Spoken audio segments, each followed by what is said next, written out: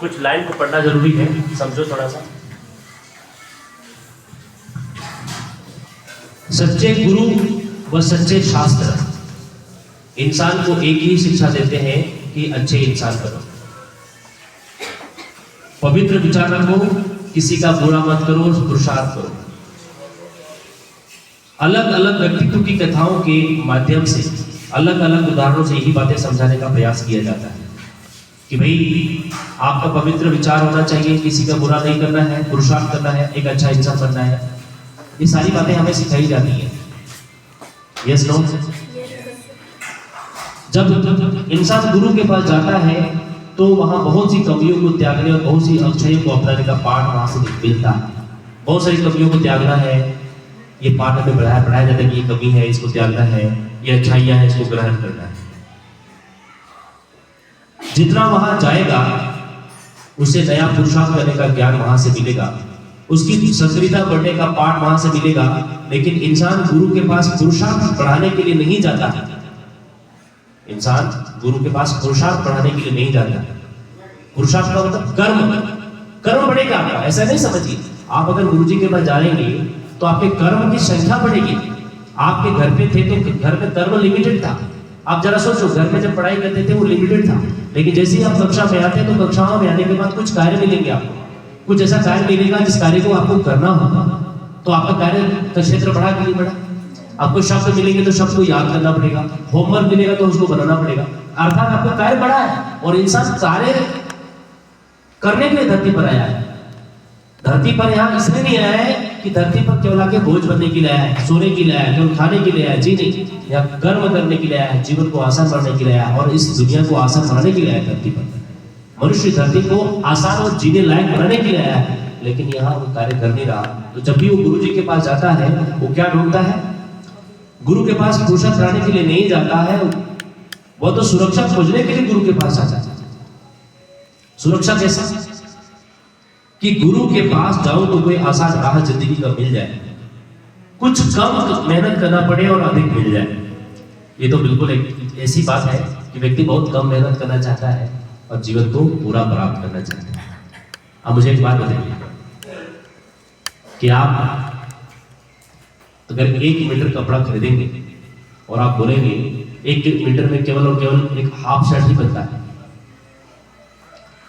आपके पास क्या है? 1 मीटर का कपड़ा एक हाफ शर्ट बनता है। आप बोलेंगे मेरा 1 मीटर का कपड़ा है और मेरा फुल पेंट भी बना दो और मेरा कोट भी बना दो और मेरा शर्ट भी बना दो, फुल शर्ट। लेकिन दायरा कितना है? एक शर्ट ही बने, हाफ शर्ट बनेगा ही है। जितना आपके पास है उतना ही बनेगा ना भाई। लेकिन वहां हम कॉम्प्रोमाइज नहीं करते, हम वहां क्या बोलते हैं? सही है, इतना ही बनेगा। लेकिन इस जीवन के क्षेत्र में आप क्या करते हैं? हम करते बहुत कम है और पाना बहुत ज्यादा चाहते हैं। ये दुर्भाग्य हमारा। एक बात गांठ बांध के सबको समझ लो, एकदम बिल्कुल प्रैक्टिकल बात। जब तक मेहनत कुछ करोगे नहीं तब तक पाने की चाहत मत रखना। अगर ये बात समझ में आ गई ना तो जीवन में कभी आप निराशा नहीं होगी। जब तक आप का अधिकार नहीं है पाने का, सोचना मत। जब तक आपका कठोर मेहनत नहीं होगा पाने का, सोचना मत। आसानी से मिलेगा सोचना ही मत। और इसको लेने का अगर आदी हो गए, बिना काम करके प्राप्त करने की आदी हो गए, तो जीवन में केवल अपराध ही होगा, बिना कुछ के प्राप्त करने की सोच। और यही तो आज हो रहा है, यही तो हो रहा है। सरकार बिना काम किए लोगों को भोजन करने की व्यवस्था करा दे रही है, चावल दे रही है ना, 35 किलो चावल दे रही है। लोग क्या बनेंगे? कामचोर ही तो बनेंगे। आप बना क्या रहे भाई? कामचोर बना रहे लोगों को, कर्महीन बना रहे हैं। और आप क्या चाह रहे हैं? हमें वोट मिलता रहे। आप तो वोट बैंक, इंसानों का नाम वोट बैंक बन गया है आज के समय। आज हजारों लोग अपना बल दिखाते हैं। क्या दिखाते हैं? जब नॉमिनेशन होता है ना किसी का, हजारों लोग उसके साथ आते हैं। लोग बल प्रदर्शन करता है, भीड़ प्रदर्शन करता है। लोग ये बताता है देखो मेरा कितना आदमी। मैं कहता हूं तेरे को नॉमिनेशन करना है, जब अंदर घुसते हो, जब अंदर घुसते हैं आप एसडीएम के पास, तो 1 या 2 ही आदमी हैं। क्या सारे के सारे लोग जाते हैं अंदर? क्या जब इतने आदमी को लेकर के आए हैं तो आप अंदर क्यों नहीं गए?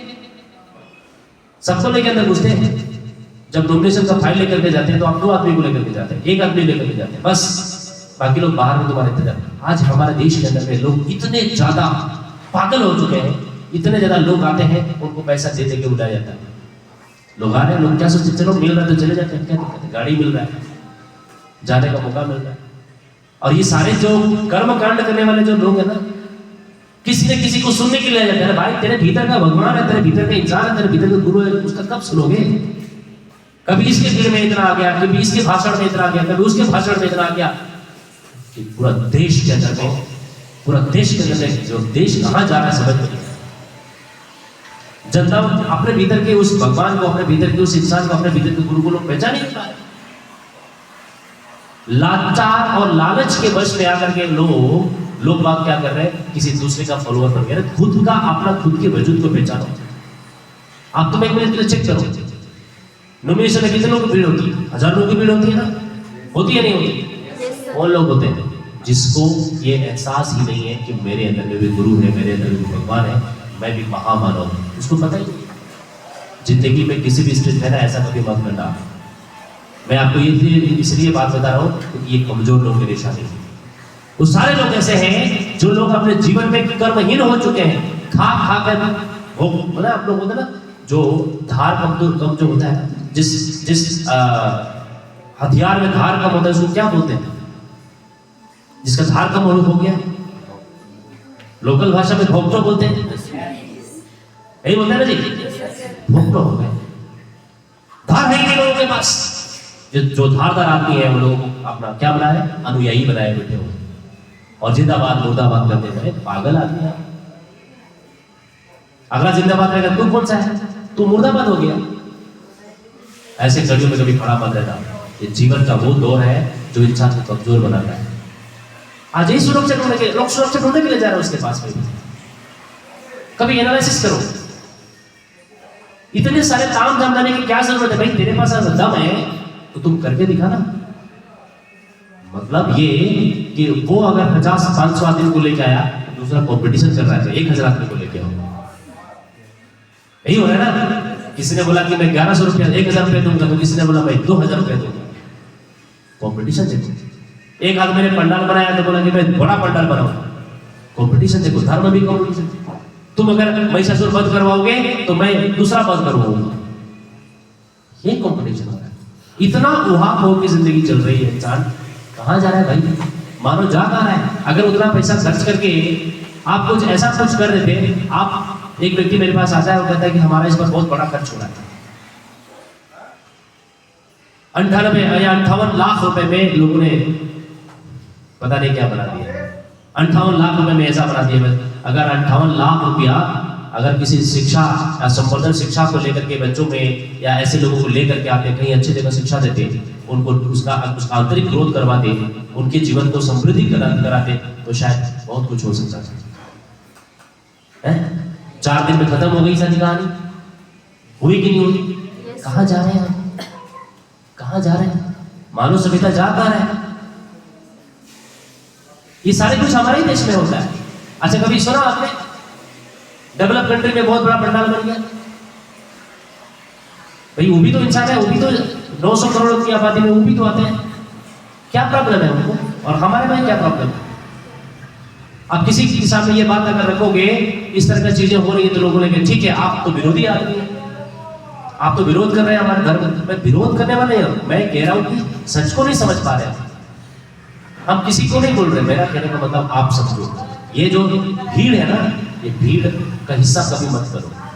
भीड़ का हिस्सा वो लोग बनते हैं जो कमजोर होते हैं। भीड़ का हिस्सा वो लोग बनते हैं जो कायर होते हैं। भीड़ का हिस्सा वो लोग होते हैं जो मजबूर होते हैं। आप मजबूर किस बात की है? सुरक्षा मत ढूंढो। सुरक्षा ढूंढने वाले कमजोर होते हैं, कायर होते हैं, बुजदिल होते हैं। सुरक्षा क्यों ढूंढना है? हमें खुद अपना क्रिएट करना है, हमें खुद अपना साम्राज्य बनाना है। हम किस क्षेत्र से बिलोंग करते हैं कोई फर्क नहीं पड़ता। हम अपने जीवन का साम्राज्य अपने हाथों से लिखेंगे। कुछ लोग बोलते सर उसकी तो हाथ ही नहीं है। भैया जिसका हाथ नहीं उसका भी करियर है। हमारा तो हाथ और पांव और मुंह और कान सब बराबर है, फिर काय का हम कमजोर बनके बैठे हुए। क्यों पता है? क्योंकि सरकार भी और इस तरह का बहुत सारे लोग ने अभी क्या है, लोग अपने अपने घोषणा पत्र में अपने अपने मैनिफेस्टो में अपने अपनी बात रखेंगे, हम ये कर देंगे, हम वो कर देंगे। मैं क्यों सुनूं हम आपको? ठीक है मैं मानता हूं आप जागृत नहीं कर, जागृत करने का उपाय और भी बहुत सारे तरीके हैं। लोग मरे हुए हैं, भरे पड़े हैं ऐसे लोग इस जहान में जो सांस तो ले रहे हैं मगर उसमें जान यही हालत है। आप समझ में आ रहा है? जो चीजें लोग उस तरीके से करते हैं, नहीं वो अच्छा बोलता है उसके साथ जाना चाहिए, वो ऐसा बोलता है, वो ऐसा बोलता है, आप अवेयर करिए, बहुत अच्छी बात है। ये भीड़ भाड़ लाने की क्या जरूरत है?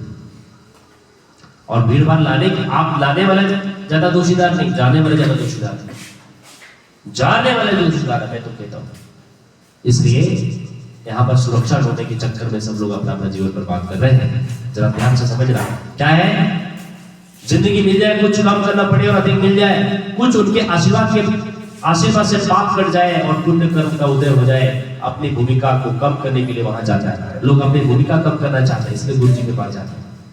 जो कथा सुनने के लिए जाते हैं, देखना कितने भीड़ होती है कथाओं में। कथा सुनने की जरूरत नहीं है, इतना बढ़िया बढ़िया कथा हो रहा है कि श्रीमद् भागवत गीता से लेके सारा कथा यहीं पर चलती है।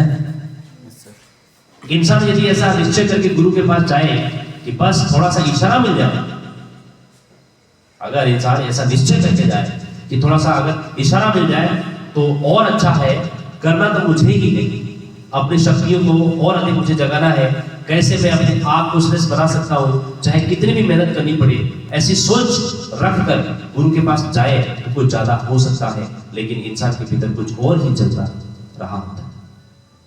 अगर वो सोच ले कि मुझे कुछ बड़ा, केवल गुरु जी का इशारा मिल जाए तो काम तो मुझे ही करना है, अगर ये निश्चय करके गुरु जी के पास आए ना, तो देखना जिंदगी में कितना बड़ा मैंने डेवलपमेंट हो सकता है। डिपेंडेंस नहीं रहती, और गुरु की बात पर ध्यान कम देता है, गुरु भक्ति पर ध्यान ज्यादा देता है। अभी कोई गुरुजी आते हैं और गुरुजी को आगे पीछे फोर्स लगे रहते हैं, उनकी कथा लोग सुनते हैं और इतना सारा धन और दौलत लेके चले जाते हैं। भाई गुरुजी उस प्रकार की कथा करवाने के लिए लोग कराते हैं। कितने लोग अपना धन साम्राज्य और ऐश्वर्य बढ़ा रहे हैं, कितने गुरु हैं दुनियादार में, हमारे भारत में ही गुरु मिलेंगे। हाँ जी, ये गुरुओं का जो बाढ़ है हमारे भारत में ही मिलेंगे, बाकी जगह में गुरु नहीं मिलेंगे। उनको मालूम है हिंदुस्तान के लोग कितने कमजोर हैं, उनको मालूम है कि भारत के लोगों को कैसे दास बनाया जाता है। ये दास प्रथा फिर से वापस आएगी एक दिन, देखना। हम इतने लाचार हो जाएंगे, इतने बेबस हो जाएंगे कि हमको दासत्व भी स्वीकार हो जाएगा। हम अपने भीतर की शक्ति को पहचान ही नहीं पाएंगे। धीरे धीरे वही हो रहा है। अभी लोग कहते हैं कि ये हो गया, अभी मैया योजना में आएगा, तो कभी गोगो योजना में आएगा, तो पता नहीं कभी फूलो योजना में आएगा, तो कभी झानो योजना में आएगा। और कौन सा योजना होगा? सारी योजना उन्हीं के लिए। बिरसा के लिए कोई योजना ही नहीं, सिद्धू कान्हे के लिए कोई योजना ही नहीं है, मतलब पुरुषों के लिए कोई योजना ही नहीं है। बोलो कहां जाएंगे पुरुष? भैया पुरुष के लिए मतलब कमजोर बना दिया जा रहा है। ये कमजोरी का कि अभी ये चीज बताइए ना, क्या समस्या भाई, क्या चीज हो रही है? आगे सुनो।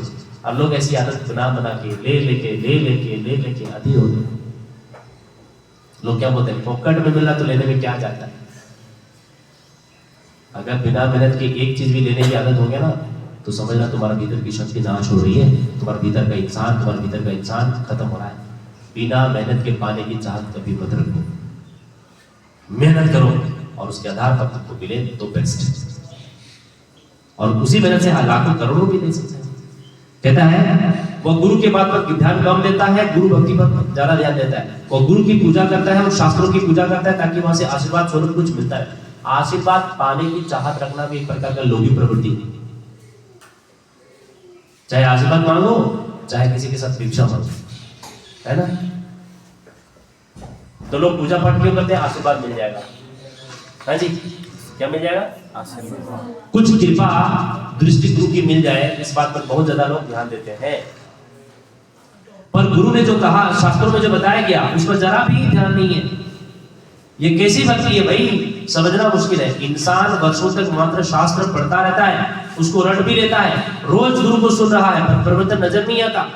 क्योंकि परिवर्तन के लिए पुरुषार्थ चाहिए, स्वयं की महत्वपूर्ण भूमिका चाहिए।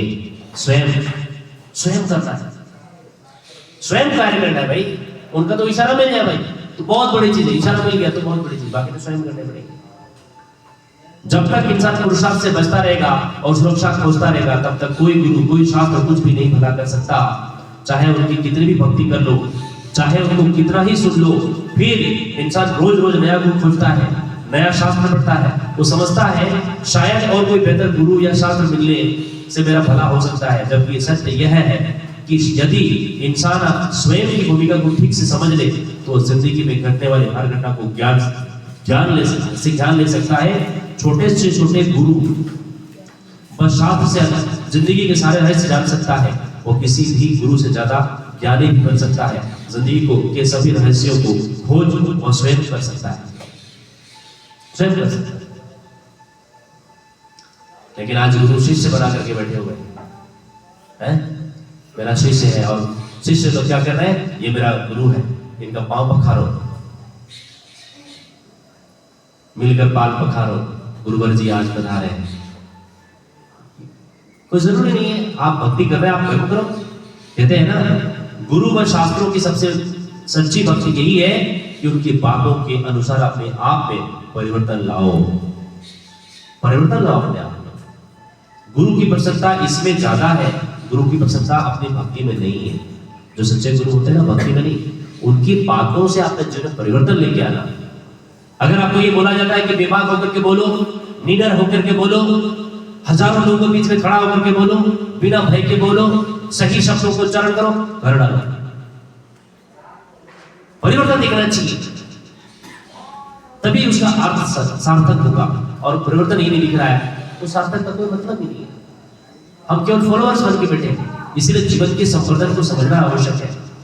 गुरु सच्चा गुरु अपने शिष्य को सीमा में नहीं बांधना चाहता कि इतना ही लिमिट में रहना तुमको, नहीं, आपको सीमा में नहीं बांधा जा सकता। उसकी खुशी इसमें है कि उसका शिष्य उसे 2 कदम आगे निकले। जो काम वह स्वयं नहीं कर पाया उसको वह शिष्य कर दे। वास्तव में तो वह कोई रास्ता भी नहीं बताना चाहता, वह तो चाहता है कि उसका शिष्य जिंदगी का हर रास्ता स्वयं खोजने के लायक बने। गुरु ये नहीं चाहता कि शिष्य उसकी हर बात मानता रहे, वह तो उसके भीतर वह विकास करना चाहता है कि उसमें हर बात को पूरी तरह समझने की, जांचने की व उनके अनुसार सुधार करने की क्षमता हो। गुरु अपने शिष्य को पूर्णतः सक्षम बनाना चाहता है ताकि वह जिंदगी में आने वाले हर परिस्थितियों का मुकाबला कर सके। आपको इतना सक्षम बनना चाहिए जिसका सामना आप स्वयं कर सकते हैं। लेकिन हम उस दिशा में कार्य नहीं करते। मैं तो कहता हूं कि आप स्वयं अपने जीवन को वर्धन करने के लिए कार्य करें। क्यों हम किसी और पर डिपेंड रहने का कार्य करें? स्वयं को वर्धन करो, स्वयं की खोज करो, स्वयं को बनाओ, डेवलप करो। किसी पर निर्भर रहने की जरूरत नहीं है। तो इसके लिए आपको कर्म करना पड़ेगा, इसके लिए आपको लर्न करना पड़ेगा, बदलाव लाना पड़ेगा। आत्मनिर्भर होकर जीवन के हर क्षेत्र में उन्नति कर सके, स्वयं में निर्माण करने की पूर्ण क्षमता हो। जब ये चीजें मैं पढ़ता हूं ना, तो मैं अपने जीवन को कुछ चीजों को याद करता हूं। मैं अपने जीवन काल में जब मैं पढ़ाई करता था, मैट्रिक, इंटर, ग्रेजुएशन करता था, तो मुझे याद आया, मैंने ही सब पढ़ा नहीं उस टाइम, समझ में अभी आया कि जो रास्ते मुझे बताए गए उस रास्ते में मैं चलता गया और मैंने जीवन में आत्मनिर्भरता पर फोकस किया। डिपेंडेंसी पर नहीं किया, आत्मनिर्भरता पर बात किया। और आत्मनिर्भर बनते बनते बनते बनते उस दिशा में आगे बढ़ते बढ़ते आज जीवन के उस पड़ाव पर पहुंचे हैं जहां पर मुझे स्वयं, न केवल मुझे बल्कि मेरे से जुड़े हुए लोगों को भी जीवन को संचालित करना पड़ा। ये जीवन का नियम है, लेकिन आपको करना पड़ेगा। अचानक अगर ये बोझ आ जाएगा, अचानक अगर परिवार का बोझ आ जाएगा तो क्या आप कर सकते हैं? अचानक आपको फैमिली की जिम्मेदारी आ जाएगी, अचानक आप अभी चलो अभी कुछ नहीं कर रहे हैं, कुछ भी नहीं, जीरो जीरो, अचानक आपकी फैमिली आ जाएगी, अपने मम्मी पापा सब कुछ आपकी जिम्मेदारी आ जाएगी, सारा घर चलाना पड़ेगा, आप तो खत्म हो जाएंगे। इसलिए धीरे धीरे धीरे अभी से थोड़ी थोड़ी जिम्मेदारी लेना शुरू करो, खुद अर्जन करो, खुद आय करो और सत्कर्म में आय करो। और आय करते करते, इनकम करते करते स्वयं भी पाल, अपने को भी पालो और धीरे धीरे करते करते अपने सगे संबंधियों को भी आप करना। ये आत्मनिर्भर की गाथा है। ये समझो, ताकि तुमको अचानक से बोझ नहीं मिलेगा।